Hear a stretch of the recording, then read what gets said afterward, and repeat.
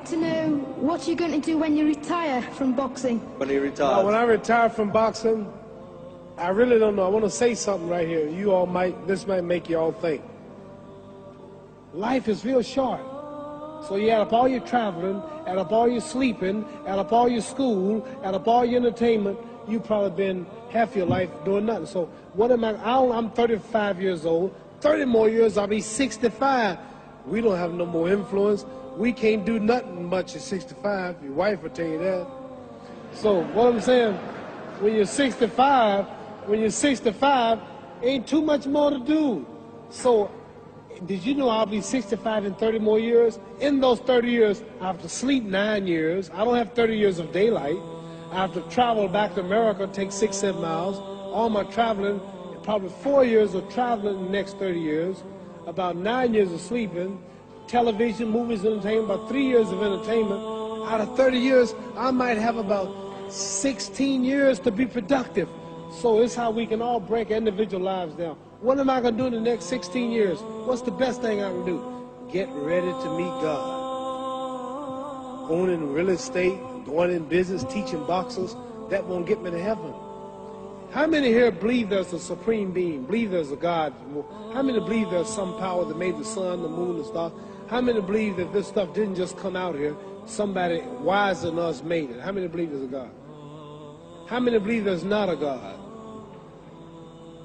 All right. Believe there's not a God. All right. If I told you, you who don't believe in God, if I told you that this glass sprang into existence, this glass made itself, no man made this glass, would you believe it? Would you believe if I just told you this thing made itself? No. When I tell you, you wouldn't believe it, right? No, somebody's doubting it, yeah, so I'm giving you the answer. That's she wouldn't believe it. If I told her this television station popped into existence, it just, no man made it, you said Muhammad Ali's crazy.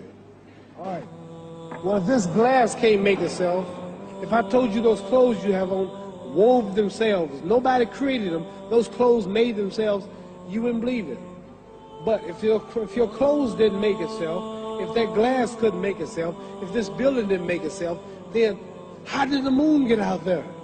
How did the stars and Jupiter, Neptune and Mars and the sun, how did nature, how did all this come here if didn't know why is something planning to make it?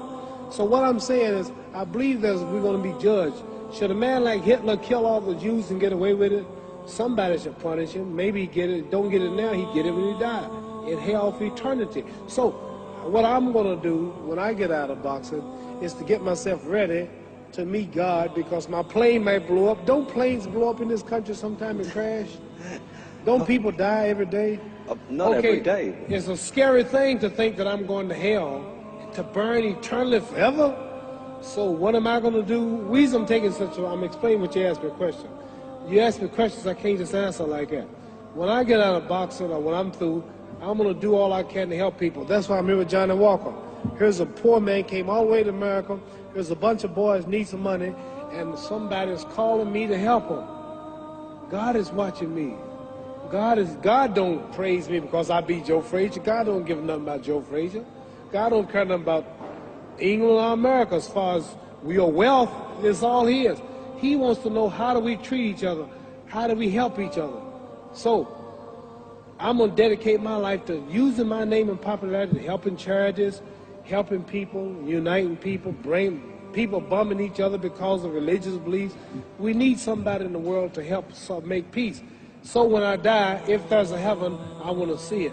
Because we live how long? 80 years? The odds are everybody in this room, some of you are going to be dead 20 years from now, some of you are going to be dead 50 years from now, some are going to be dead 30, and some are going to be dead 60, 70 years from now. We all going to die soon. And if you live to be, say, 125 years old, which we don't do, right? Let's say we live to be 250, and you can have sex for 145 of those years. You're going to come to the end after that.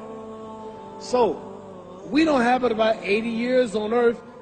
This is a test to see where will we spend our life in heaven and hell. This is not the life now. Your real self is inside you. Your body gets old. Some of you go to look at the fridge, you don't have no teeth. Your hair is leaving you. Your bodies get tired, but your soul and your spirit never die. That's going to live forever. So your body is just housing your soul and spirit. So God is testing us on how we treat each other, how we live, to see where our real home be in heaven. So this physical stuff don't last for so long. So my car, this building is going to be here when the man who built it dead.